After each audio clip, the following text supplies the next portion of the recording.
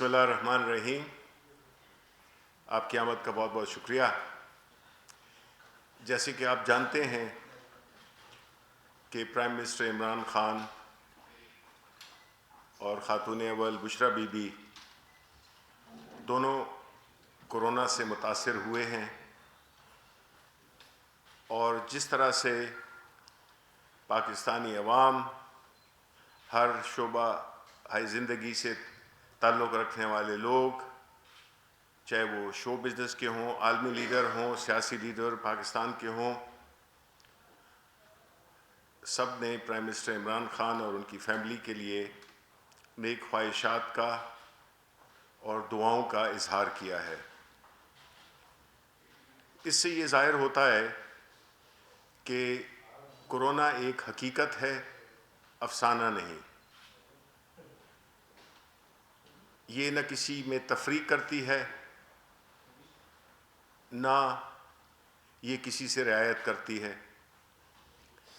اور یہ جو موجودہ تیسری لہر جو کے نام سے جانی جاتی ہے، اس نے بہت زیادہ متاثر کیا ہے، اور جو متاثرین کی جو شرح ہے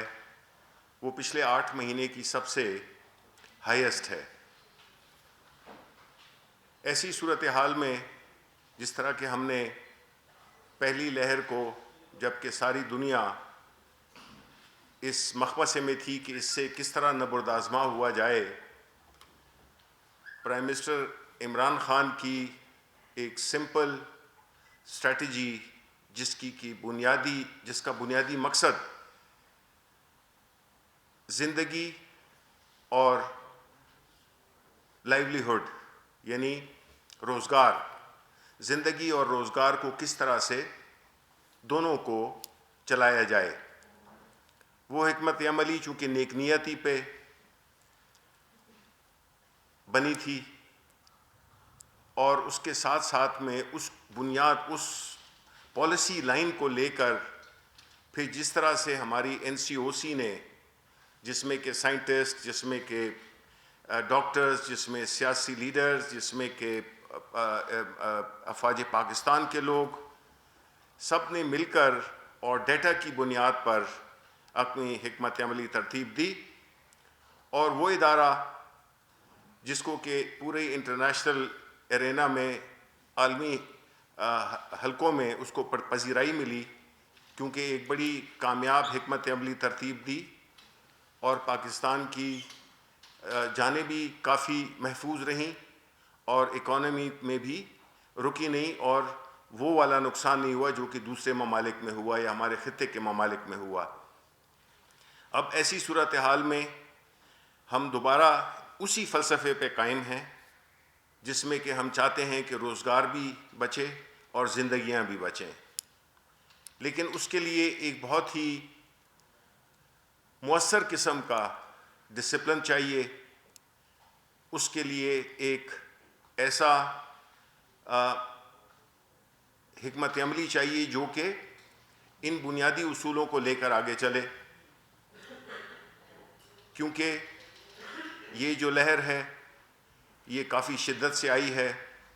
لیکن اس میں ایک جو روشن پہلو ہے وہ یہ ہے کہ جو ویکسینیشن ہے، جو ویکسین جس کا کہ 1 سال سے انتظار ہو رہا تھا، وہ اویلیبل ہے، اور حکومت اپنے تمام تر محدود وسائل کے باوجود اپنے دوست ممالک سے جو امپورٹ کی ہیں ویکسینز، اس میں بھی حکمت عملی یہی تھی کہ پہلے ان front line medical workers, paramedic staff, ان کو لگے گی جو کہ سب سے آگے ہوتے ہیں، اور وہ کورونا کے مریضوں سے ان کا قربت ہوتی ہے. اس کے بعد 65 سال کے لوگ، ان کو بھی، وہ بھی زیادہ ولنریبل ہوتے ہیں، یعنی ان کو زیادہ نقصان پہنچ سکتا ہے. تو حکومت اس پہ بڑی ڈسپلن طریقے سے عمل پیرا ہے، اور الحمدللہ لاہور میں اور جتنے بڑے شہر ہیں، بڑے ایک نظم و ضبط کے ساتھ یہ ویکسینیشن کی جا رہی ہے۔ پرائم منسٹر عمران خان کو جب ویکسینیشن ہوئی اس سے 2 دن پہلے، چونکہ وہ افتتاح کر رہے تھے مزدوروں کے فلیٹس اور گھر دینے کی تقریب سے، پھر انہوں نے سوات میں موٹر وے یا ایکسپریس وے کے افتتاح کے لیے گئے، تو اس وجہ سے ان کو یہ جو انجیکشن کی جو بات ہو رہی ہے وہ مؤثر تب ہوتا ہے جب کہ آپ کو ایک لگے اور اس کے 21 دن کے بعد آپ کو دوسرا انجیکشن لگے۔ تو یہ کہنا کہ انجیکشن لگانے کے باوجود پرائم منسٹر صاحب کو کرونا ہو گیا، یہ درست نہیں ہے، اور ویکسینیشن اپنا اثر دکھاتی ہے۔ 21 دنوں کے بعد جب آپ کو دوسرا انجیکشن بھی لگے تو یہ ایک بہت مؤثر اور ساری دنیا میں یہ آزمایا جا رہا ہے۔ تو میری اپیل ہوگی جتنے بھی پاکستانی ہیں، خاص طور پہ جو 60 سال سے اوپر 65 سال سے اوپر کے لوگ ہیں،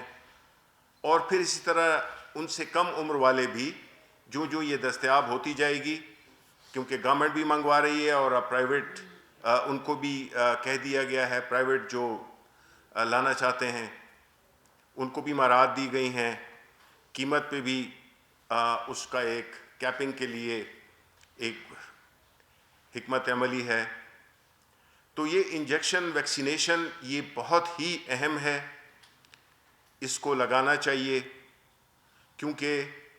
یہ ایک ایسا اینٹی ڈوٹ ہے جو کہ اس وبا سے آپ کو پروٹیکشن دے سکتا ہے۔ اسی دوران میں مولانا فضل الرحمان، جنہوں نے کہ ایک انتہائی غیر ذمہ دارانہ بیان دیا، انہوں نے کورونا اور ویکسینیشن کے بارے میں غلط بیانی کی، اور ایک ایسی بات کی جو کہ توقع نہیں ہوتی ہے کہ آپ ایک سیاسی لیڈر جب اپنے آپ کو کہتے ہیں اور مولانا کا لقب بھی آپ نے ساتھ میں لگایا ہوا ہے، تو آپ گمراہ تو نہیں کر سکتے ہیں۔ گمراہ کرنا تو شیطان کا کام ہے۔ گمراہ کرنا چاہے وہ سیاسی طور پہ ہو، یہ صحت کے لحاظ سے ہو، دینی لحاظ سے ہو، گمراہ کرنا آپ کو زیب نہیں دیتا، کیونکہ یہ ایک بہت ہی سنجیدہ مسئلہ ہے، اور اس پہ اس قسم کے غیر سنجیدہ بیانات دینا سے عوام میں آپ کنفیوژن پھیلا رہے ہیں، اور یہ کنفیوژن عوام کے لیے نقصان دہ ہے۔ یہ تو وہ حالات ہوتے ہیں جس میں کہ ایک پوری وبا جس سے کہ پوری دنیا دوچار ہوئی ہوئی ہے اور آپ کا ملک بھی دوچار ہوا ہوا ہے، تو ایسی صورتحال میں تو آپ کو سیاسی اختلافات، سیاسی باتوں کو پیچھے رکھ کے اور ایسا ایک ایسا بیانیہ دینا چاہیے جو کہ عوام کی بہتری کے لیے ہو، لیکن عوام کی بہتری کے لیے تو سوچتے نہیں ہیں آپ۔ آج کی جو پریس کانفرنس ہم نے دیکھی اس میں بھی یہی صورتحال تھی، جس میں کہ مولانا صاحب ایک ایسے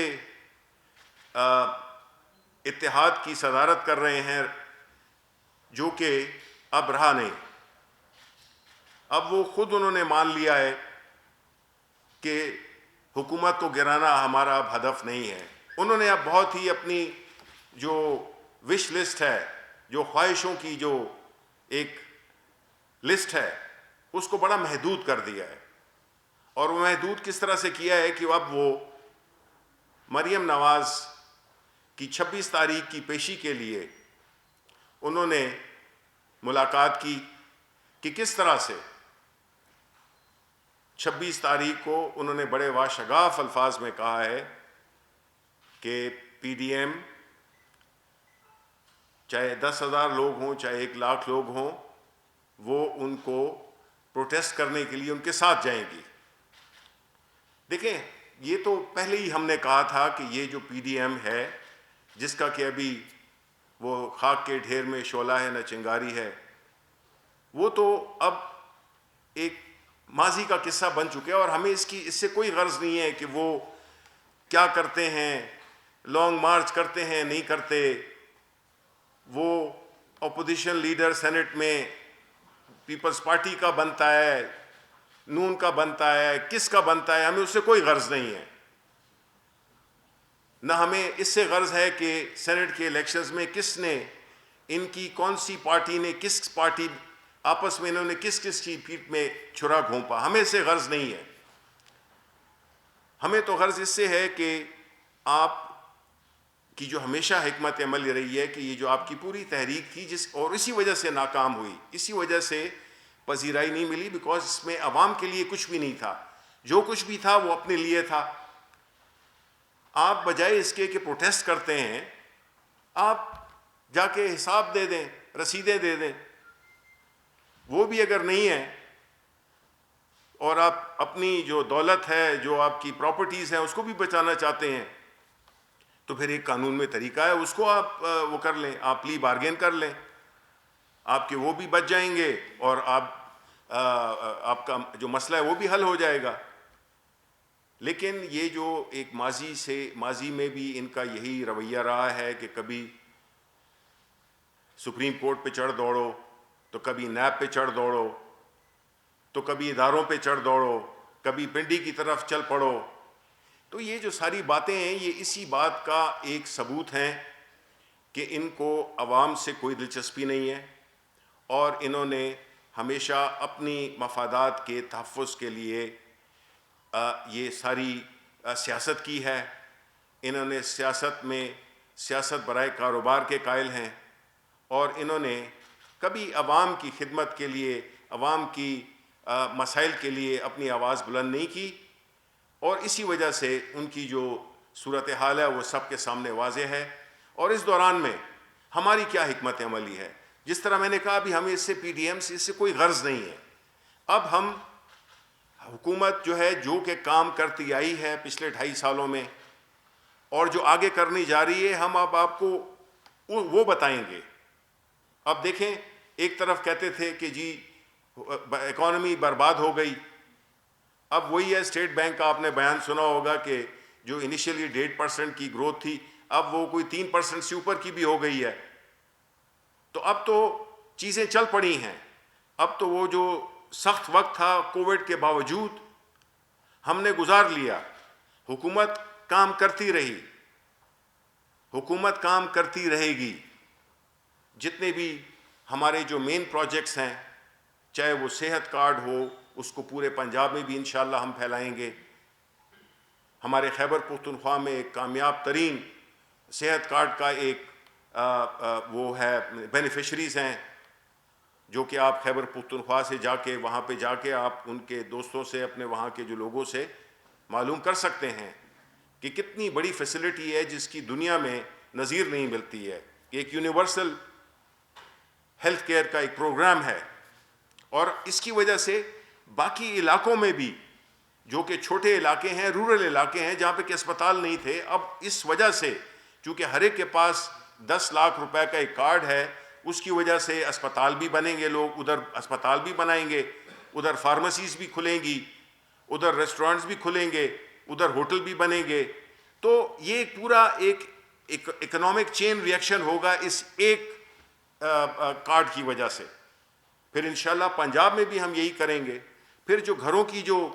وہ ہے پروگرام ہے ہمارا،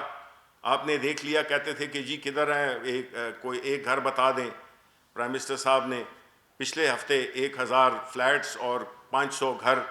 وہ انہوں نے اس کی ڈسٹریبیوشن کی. اسی طرح اور شہروں میں بھی ہم جا رہے ہیں. اب ہمارا فوکس ہوگا عوام کے لیے جتنے بھی پروجیکٹس ہم کر سکتے ہیں ہم وہ کر رہے ہیں. اور مہنگائی پہ سب سے بڑا جو پرائم منسٹر صاحب کا جو کنسرن ہے اور جس پہ کہ وہ کام کر رہے ہیں، اور انشاءاللہ ہماری یہ جو احساس کے ذریعے جو ٹارگیٹڈ سبسڈیز کا جو پروگرام ہے، اس سے مڈل کلاس اینڈ بلو کو اصل فائدہ ملے گا. انشاءاللہ اگلے 6 ماہ میں آپ دیکھیں گے کہ کس طرح سے یہی وہی حکومت ہے، لیکن چونکہ ایک شور ہو رہا تھا، ایک سیاسی عدم استحکام پیدا کرنے کی کوشش کی جا رہی تھی، جس کی وجہ سے یہ ایک جو آواز تھی، جو ایک مثبت آواز تھی، جو عوام کے لیے آواز تھی، وہ سنائی نہیں دی۔ اب چونکہ یہ سب جھاگ بیٹھ گیا ہے تو اب انشاءاللہ آپ کو پتہ بھی چلے گا، عوام کے ساتھ رابطہ بھی بڑھے گا، اور آپ کو پتہ چلے گا کہ ہم کیا کر رہے تھے، کیا کر رہے ہیں اور کیا کریں گے۔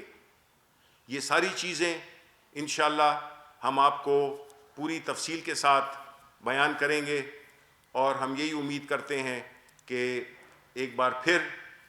کہ جو کورونا ہے اس کو بڑی سنجیدگی سے لیا جائے، اور اس کی جتنی بھی تدابیر ہیں وہ اس پہ عمل پیرا ہونا چاہیے۔ بہت بہت شکریہ۔